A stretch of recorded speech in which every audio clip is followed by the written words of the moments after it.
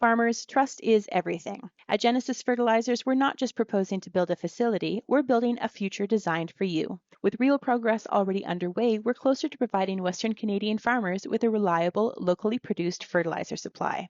Now is the time to take control of your farm's future. Learn more at genesisfertilizers.com/credibility.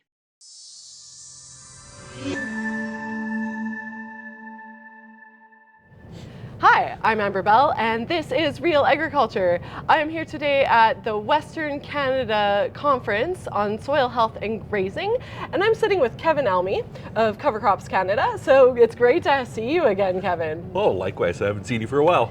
It's been like a month. Exactly. Agri-trade was the last time. So you do a lot of different things, and cover crops is something you're very well known for. One of the big things that has been on producers' minds is putting cover crops into corn, and we've been seeing a little bit more of it. So can you just kind of give a little bit of background on that, maybe where it started up and how that's working? Oh, and that's, you know, that's one of the evolving markets is the cover cropping in corn, because the whole thought process is with corn, you don't want competition with the corn. But we have to remember back in the Native Americans, when they were growing maize, they had the three sisters. They had the legume, they had the broadleaf, and they had the grass. So what we want to do is minimize those competitive species that we're going to be planting either with or in the corn, and early on add synergistic plants. So synergistic plants are basically your skinny plants that will be growing upwards, that are going to be highly mycorrhizal, that will be sharing nutrients with that corn.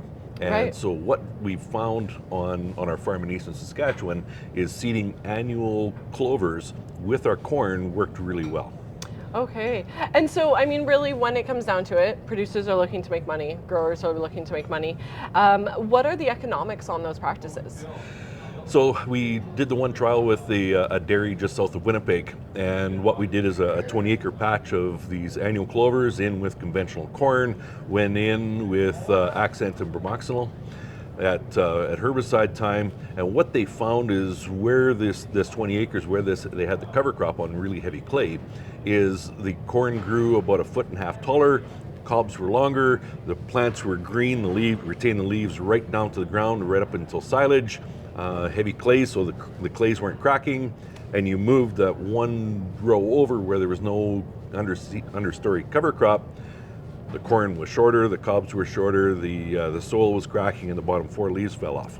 Wow. Then they screwed up on the on silaging, and by the time the guy got out there and caught the chopper, they already chopped all the 20 acres and they started into the main field, so they lost all of their data. So visually, they saw a difference. Right. So when you're going out and talking to people, do you find people are using cover crops? Because I have seen it in forage mixes, but do you find that they're actually using it when it comes to grain crops? So the grain crops, this is one of the things when we look at once again, I have my background. I worked with Jeff Shano at the U of S for a year and a half during my degree. I started my postgrad diploma with him with soil chemistry, and when I do a soil test, I've yet to see a soil test where calcium is low. Yet, when we look at the calcium availability during the growing season, we're seeing some deficiencies in the plants that relate back to low calcium. Right. So one of the ways we can keep this going is keeping a plant in the vegetative stage for as many days as we can through the growing season to get the mycorrhizae going, cycle nutrients, and free up these nutrients, keep that biology alive. And this is where, at the conference today, Dr. James White was talking about rhizophagy. And when we have a corn plant, which is really heavy feeder, we want to minimize that competition, but yet we want to keep that ground covered. We want to keep that biology alive. We want to keep those root exudates going. We want to get the system alive. Yeah. Exactly. And so when we can do that, now we're going to start seeing changes in our soil. We're going to see the changes in the way our plants respond through the growing season. Right. So going back to that economic piece, how much, what are you recommending when people are saying, okay, well, how much fertilizer do I need to put on?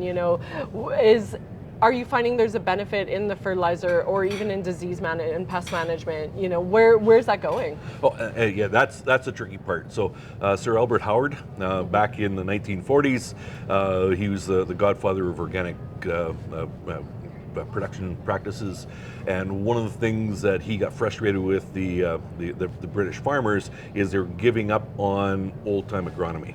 They were relying on the synthetic inputs because synthetic inputs are consistent, well, relatively consistent. You know what you're getting. Ish. But the biological, you know, if your legumes aren't well nodulated, if it's too dry, if it's too wet, you have a moly deficiency, whatever, and you don't fix the nitrogen, then you're faltering. So when we go through and looking at this biological system, it's what else are we doing? Right. What are our goals? What are we trying to do? Those are really important.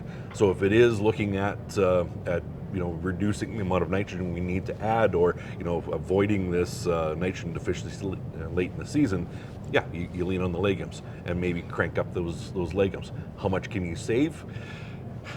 That's the so really soil testing, when it comes down to it, is what you're going to need to do before. But the tricky thing with the soil testing is because we are doing organic nutrient acquisition, they won't show up in a traditional soil test.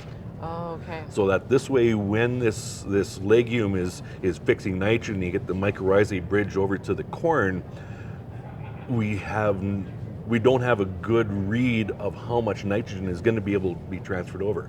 I have some rules of thumb that developed from our farm, but how consistent are they across Western Canada, Eastern Canada, into the States? I don't know. Is there a lot of research going on with that? I know there's a lot of producers doing it and playing around with it, but any actual research? And I think they're getting deeper into it. Once again, it's in the regenerative world. What we're finding is the farmers are going out doing it, seeing some amazing results, and then the researchers have to come in and try to figure out why. So until we have that good research to go out and say this is what we can expect from it, it's tough. But yet on the flip side, if we go in and we're doing whether it's sap testing, tissue testing in season, have these clovers underneath the corn, when the corn gets into that V6, maybe adding a biennial grass into it, adding that plant diversity, doing that tissue testing, doing the foliar feed with nitrogen if required, then we have a system that we're going to start making a lot more money out of it. Right. Because we're not front loading with all the nutrients. When we front load with nutrients, then we are gearing ourselves up to produce more weeds, more disease. So that when we start gearing back on front loading, especially nitrogen, adding organic nitrogen, and then foliar feeding to top it up, farming becomes a lot more profitable. That's incredible. I love it. And any words of encouragement to producers or growers that are maybe thinking about trying out some of this stuff, not sure, like where would you tell them to start? Once again, if when we look at putting species together, we have to remember in plant ecology, in nature, legumes and grasses grow together. Right. They're not, well, once again, it goes back to rate, it goes back to timing. If you seed corn into an established alfalfa stand, it's not going to work well. You seed, well, and once again, let's take a step back.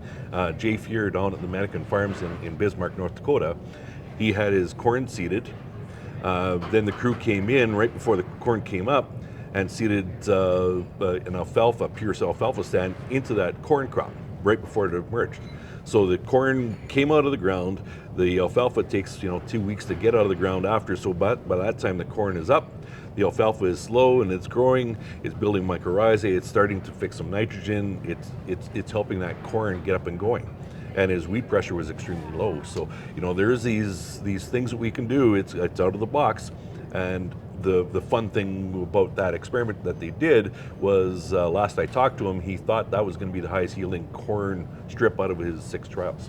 Wow, that's amazing. So it's doing something different, using species that help, not competitive. So your brassicas are competitive, your cool season grasses are competitive in your corn.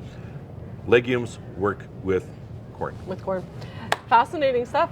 Well, thank you, Kevin. It's great to see you again, and I'll let you get back to the conference. And that was Kevin Elmy on Real Agriculture. Did you enjoy this content? Well, don't forget to hit that like button. And you can always sign up for our free customizable newsletters at realagriculture.com/subscribe. You don't want to miss any of the content that's coming out.